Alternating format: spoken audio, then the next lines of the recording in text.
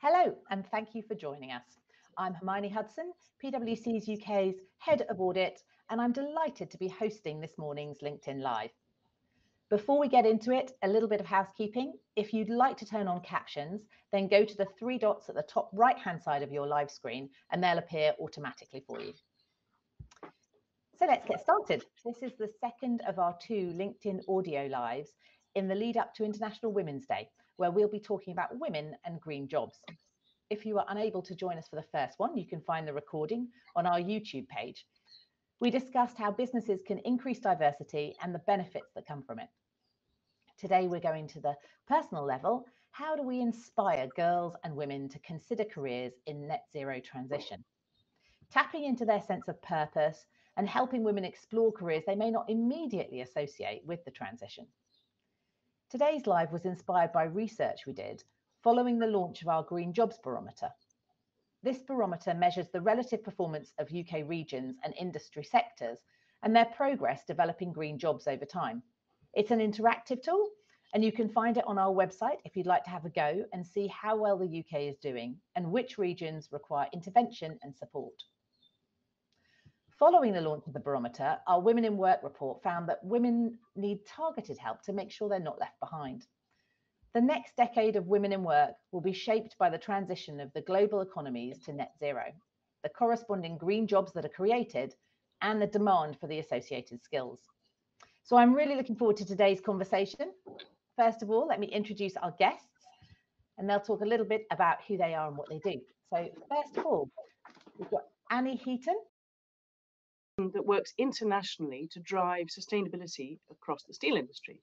It might sound like a contradiction in terms, but look, the steel industry is essential to all of our lives. If you look at the bridges, the buildings, the cars that we all see around us, and it's absolutely essential that sustainability is something that improves as we go forward towards a net zero world. So that's what Responsible Steel does through a means of an international standard and a certification scheme to really reward progress and improvement. Thank you very much, Annie. And as you say, not an industry that people would immediately associate with the transition, but hugely important to it. Our second guest today is Gabriella Bosman. She's the founder of Susty. Gabriella, tell us a little bit about what you do. Thank you so much, Hermione. Hi, everyone. My name is Gabriella Bosman, co-founder and CEO at Susty, where our mission is to empower fashion lovers to make more sustainable decisions. Now, this is built off the premise that actually fashion is one of the world's largest polluting industries, more so than shipping and aviation combined, which often comes as a shock to people.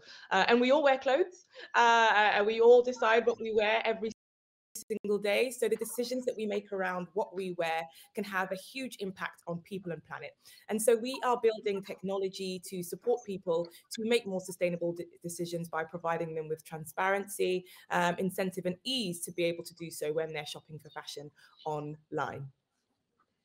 Thank you very much, Gabriella. And I hear a lot about sustainable fashion, but I wouldn't have thought it was such a high impact, I think, from a sustainability perspective. So it's really good to understand that.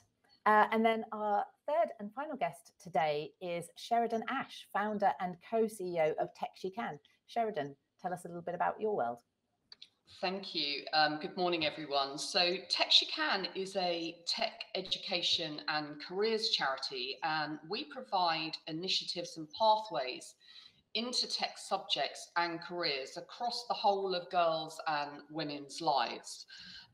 We have over 250 member organisations, including one of the founding members, PwC, and we span over 40 sectors. So when we talk about tech jobs, we're talking about tech jobs, roles and careers across all sectors for all companies, not just about the tech sector. Thank you, Sheridan. And again, technology has been seen as a very male-dominated industry historically. So it's really important, I think, that Tech She Can and everything that is being done to inspire women and girls into technology jobs. So according to PwC's Women in Work report, 4 out of 5 women said they didn't feel they had the right skills to do a green job. But actually, so many jobs can become a green job. And it's one of the things that I wanted us to talk about. It's not just the ones that people associate immediately with sustainability. And it's crucial we inspire and encourage girls and women to see their place in leading the transition. If we don't have half the population seeing themselves as playing a leading role, well, not only we won't have the people to do the jobs, but actually we'll increase the gender gap. And that's what we're seeing at the moment. Men are moving into green jobs faster than women. So I'd like to start by hearing your thoughts on what we think, where young people are and what we think can make the most difference to them. And Annie, when we were talking, you said you would never have seen yourself in your current role if you think of yourself at 19, but you wanted to make an impact and be respected for it. How do you think girls these days perceive jobs in industry? And what can we do to help them see the purposeful impact they can have? Sure. I think the key to this is creating the possibilities, the opportunities to actually see into industry, to actually have access to be able to visit factories. In my industry, as a steel plant is something which is often behind closed walls, and it's something which looks something that like the last place you'd like to work, perhaps, if you see the kind of plumes of smoke coming out of the chimneys. But actually, within a steel plant is a fascinating world of people working with the latest technology to improve environmental emissions, to improve outputs to water, carbon emissions, and decarbonisation is the biggest challenge. I mean, the steel industry is responsible for 8% of global emissions. And I've just been watching a video for International Women's Day from ArcelorMittal, and there are so many women working within these steel plants to really make it a cleaner industry. They're working as lawyers, they're working as engineers, they're working as human resources, communications professionals, and they're just the opportunities are endless. But I would really say people have got to get a window into these places and go and visit them. And a lot of steel plants are open to doing that. A lot of factories have open days and so on. We've got to find ways of enabling school children to come and see what's possible before they make their choices at university. Yeah, it's a really good point, isn't it? With getting to people when they're still young enough to make choices and actually to open their minds to different opportunities and different ideas. I've never been to a steel plant, so I think I'm going to have to put that on my bucket list now that we've had this conversation. But Sheridan, it's very much a part of what Tech She Can is about. Opening opportunities for girls and women. So how do you think we should be approaching this for the tech sector, which again is something that women don't always and girls don't always think of as where they might be going? Well, I mean, obviously technology is a major component of how we solve the environmental issues and is going to be a really big component of any green job. And yet we find that girls and young women, only 3% in research says that they are interested in tech careers. And, which is really quite frightening. And you can only imagine from what Annie just said that, it's even perhaps more pronounced in this particular sector. So what we found is that essentially girls and young women don't get the connection between technology and having a positive impact on themselves, their family, their communities, the UK and the wider world. Yet they do get that impact, say, if they take biology, because they get that they're going to be a doctor or a nurse or a physiotherapist. And so it's really important that we educate and inspire girls and young women around that connection. And there's no greater impact than if you're in a green job and a tech green job, because look at the positive impact you might be having on not just yourselves and your local community, but the wider world. So at Tech She Can, that's what we do. We provide lessons and inspiration that really connect the positive impact that you can have in these types of jobs And also role modeling, showing role models, relatable role models, and getting industry involved in providing things like career insights day so that they can get to meet role models. I would love to be able to chime in there if that's okay, Hermione. I think it's really so many amazing points have been raised here around sort of the visibility and people being, or young women being aware of what is actually possible.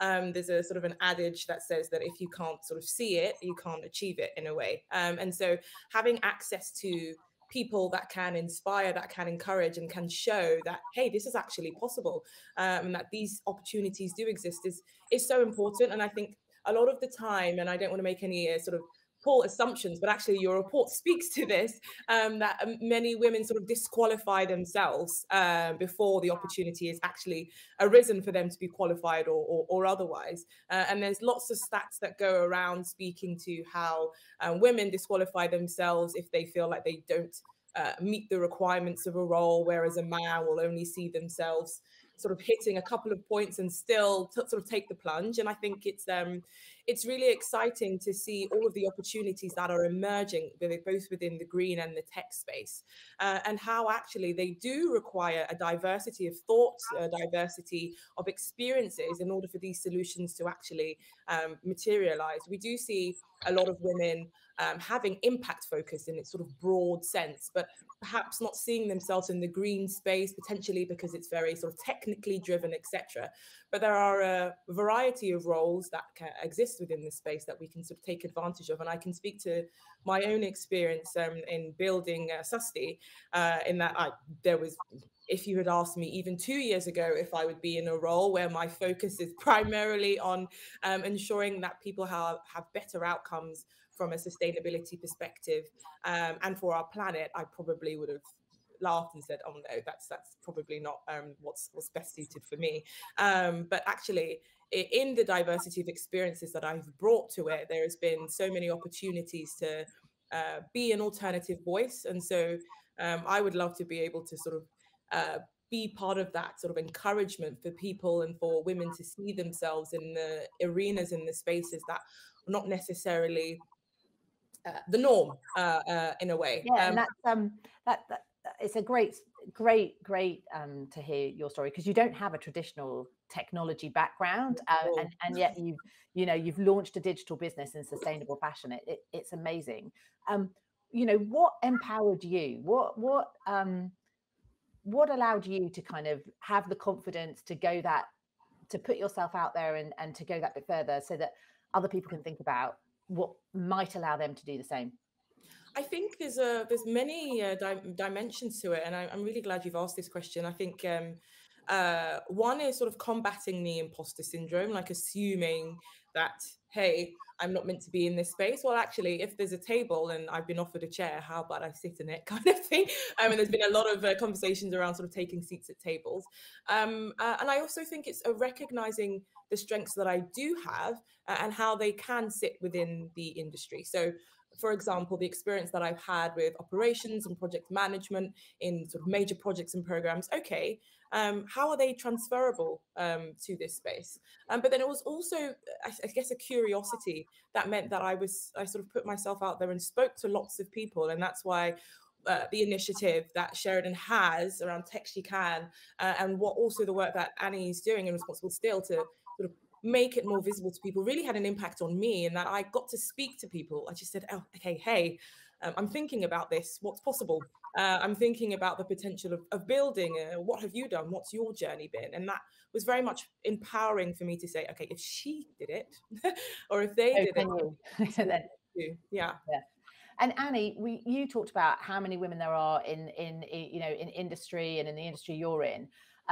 What do you think are the skills that you bring and that you see other women bringing, and that we should maybe focus on? Because Gabriella's also talked about the skills that she's brought, and there's a lot of talk about this. We should reskill people. What skills do you think are most important?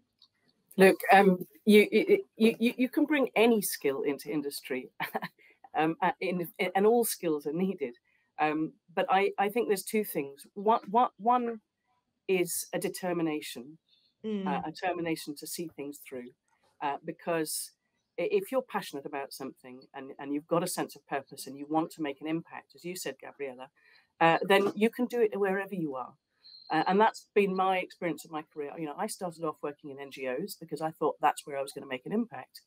And by working with industry and by working with investors, I realized that there were all these web of relationships that actually influence how a business is run. And that's how I ended up working with industry, working with all those with all those relationships. So relationship buildings is a key part, and I think a key skill that I would say is absolutely essential. And the other is actually building a community wherever you are at work. And I don't mean only about you know, the way in which you recycle in the office. You know, I mean about actually how you build a community of interest around the thing that you're passionate about. So, you know, if you're an engineer, building your team is the most important thing you can do to have a successful project. And if you may agree with this, Gabrielle, as a project manager, you know, you've got to be able to galvanize people to work together. You've also got to see things from other people's perspectives. And that's key to actually influencing change. So think of every stakeholder that's involved and impacted by a project that you want to deliver, see things from their perspective and how you can best get it across to them. And that's called stakeholder relationships, you know, and that's absolutely pivotal to everything we do in sustainability. I couldn't agree more, Annie. And a lot of the skills that you've talked about, you know, relationship building, community building, team building, empathy, they are skills that we really associate with women, actually, and huge amount to bring. So I think there's a lot there that we should be really focusing on and promoting. And earlier, somebody mentioned role models and the importance of role models. I'm always struck in, you know, PwC is a very large organization, and we have a lot of young people. We have a lot of people starting their careers, and I'm always struck by how early you can be a role model, actually. And we often talk about role models, and people think about people in senior leadership, and that's hugely important. And it's important that we do have leaders we can associate with in senior leadership. But I think it's also that we can be role models from very early in our career and help people who are just a little bit more junior than we are. I see that. How can we empower women to help each other really from earlier in their careers?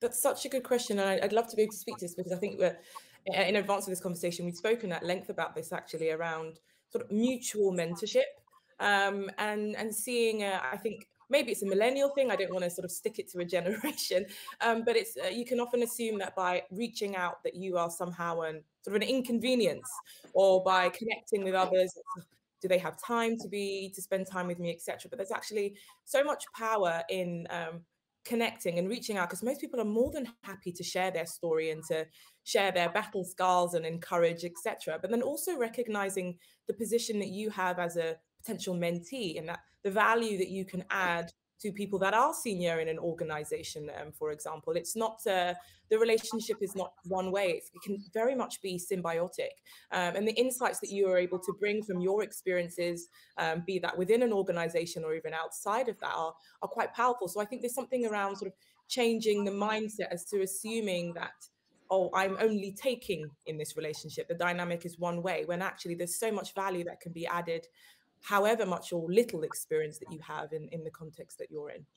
Yeah, I think that's very important. And we talked actually about mutual mentoring, because and we have a scheme in the business that I lead, in the audit business, of mutual mentoring, and I get an awful lot from the junior person who is my mentor, and she is she's from an ethnic background, and she's talking to me about what it feels like to be in our organization from her perspective, and brings a lot of stuff to me that I probably wouldn't get to see otherwise. And obviously she also then, I hope, gains something from the exposure she has with me. I think those sort of mutual mentoring schemes are brilliant. Sheridan, we've spoken a lot about young people and how we get young people inspired to come into green jobs and into different industries. What about reskilling? I know one of the things that you are also passionate about is kind of how do we get women to embrace new skills, and what are the things that employers need to do to help people get those skills? Yeah, I mean, I think there's a whole host of things that you can do right now. So, there's all that stuff we need to do for the long-term pipeline. We've talked about some of those things already, as you've said, and the relatable role models bit is very important um, for girls and young women at school. But if we want to make a change right now, and let's just sort of put this into context, we currently have a 60 billion pounds a year digital skills gap. And obviously there'll be a lot of that related to a tech skills gap in the green jobs. And the fantastic Green Barometer report that you did really highlighted how women are disadvantaged in those jobs because of what's happened during the pandemic, and it emphasized the fact that things like childcare, there's this mummy tax or mummy penalty, as I like to call it, where women are disproportionately the carers. So if you want to get women into jobs right now, you want to reskill them, retrain them, pivot them into green jobs, then what you need to do is have boot camps and apprenticeships that are, you can use the levy system in the UK, or most organisations have a levy pot to use. And you can do this by making sort of more bespoke boot camps and apprenticeships, and offering, making sure that women are paid during these apprenticeships and boot camps, and they actually get things like childcare. If you do that, you instantly attract thousands and thousands of women into the industry. And industry, let's not wait for government to do it. Industry have the power to do that right now. So that would be my encouragement. They can come to organisations like TechSheCan. We work with apprenticeship providers or other apprenticeship providers and bootcamp providers to do this. It's actually relatively straightforward and an easy way to make a difference right now. Yeah, I think that's very important. It's what we can all do, those of us who are in the working world, to actually help people and to help women particularly think about what is their future, where is their career going, and how might they transition it into something that they feel will really make a purposeful difference in a green job. So we're coming towards the end of our time, and I'd like to finish today's live stream by asking each of you, what's your call to action? What's the one thing you'd like our audience to consider doing as a result of listening to this? So Gabriella, let me come to you first. I have the honor of going first. Okay. There are so many things, and I think everyone on this call has just made such a great sort of shared such great insights, be that from mentorship to being more visible, providing opportunities. I would say, maybe I can speak to those who are sort of going back to our conversation around sort of disqualifying themselves in this space. I would definitely encourage you to not see failure or see the path that you take as a sort of an absolute. There are so many opportunities that exist out there. There are so many ways in which you can contribute in your own unique way. And so I definitely encourage you or people to sort of get out of their minds or heads around what's possible and what's not, and reach out. Be bold enough to speak to people that you're inspired by, or that you feel have done something that interests you or that you would like to explore, because fortunately so many people are willing to share their experiences and encourage and support you in your journey. So definitely challenge people to sort of step outside and see the green transition as an opportunity to use the skills that you already have, or to develop those that you don't, and connect with people that are in this space who are more than willing to share their journeys with you. Thank you very much, Gabriella. Definitely reach out. Sheridan, let me come to you. Well, I think for me, which we've articulated quite well in this conversation, at an individual level, for those listening on the call, whatever you're doing, you can be a role model to girls and young women. So be that role model. Come and get involved in TechSheCan. We can train you to go into schools to be that role model. We call them champions. So that's one way you could get involved. It doesn't cost you anything other than your time. And we have lots of lessons on how tech is used to solve our environmental problems. So, you know, we've got it all ready to go for you, so you can inspire that way.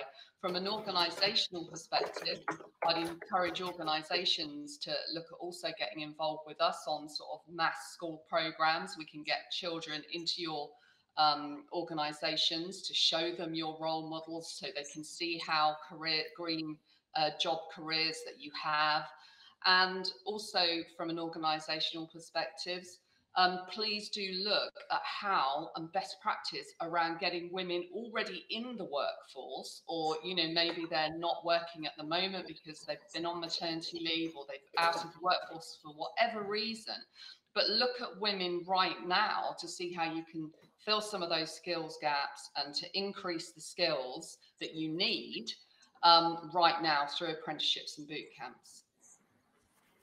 Brilliant. Thank you very much, Sheridan. And Annie, let me come to you.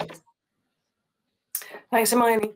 And this has been a fascinating conversation because, I think, you know, wherever you are in your career or your search, there's a possibility around the corner, and I think, you know, the experience of each of us would play to that. So I would say, if you are starting out your career, explore, discover. Don't leave any stone unturned, because, you know, there is a future that's very, very possible for you. If you can go and find it, and maybe that your career hasn't been mapped out yet. It may not exist in a job search. You know, you may need to create it, and, you know, you'll bring those skills to your job, and you'll invent your own career for yourself. So create possibilities, and if you're already in industry, then create possibilities for others. You know, help others unturn those stones, and see what's possible. Create the windows through access, through the kind of initiatives that Sheridan's been talking about, and by speaking to events like this. I really enjoyed going back to schools, going into schools, all sorts of schools, talking about my career, because, as I say, you know, my career wasn't invented back when I started it. I'm sure yours wasn't either. So the world is full of possibilities. We've just got to go and create them. It's brilliant. A brilliant note. And I think actually this whole conversation has been very much about how we can all help each other. It has, you know, whatever your role is, whatever your position in your career right now, you can have the confidence and empowerment to take it where you want to and do something different, and also reach and help other people. You know, be a role model, and actually be a bit more than a role model, be a sponsor, help them get further in their career. You know, it's all a bit of a chain. So thank you all very much for your insights today. Thank you so much, Gabriella, Annie and Sheridan, for joining me today. I've really enjoyed the conversation. We've been recording it, so it'll be available on our YouTube page along with the first episode. If you've liked this live, then please do check out the other 2 International Women's Day lives that we have next week. On Monday, our popular Black Talent, Tech Talent series is focusing on Black women in tech, and we've got a great lineup of guests, including Black Tech Achievement Award winner Temi Nelson. And then on Wednesday, PwC UK's COO Marissa Thomas is in conversation with barrister turned celebrity chef and CEO Nisha Katona on achieving your career goals while remaining true to you. So you can sign up to watch both of those on our events page. Thank you very much for joining me today. Have a great day.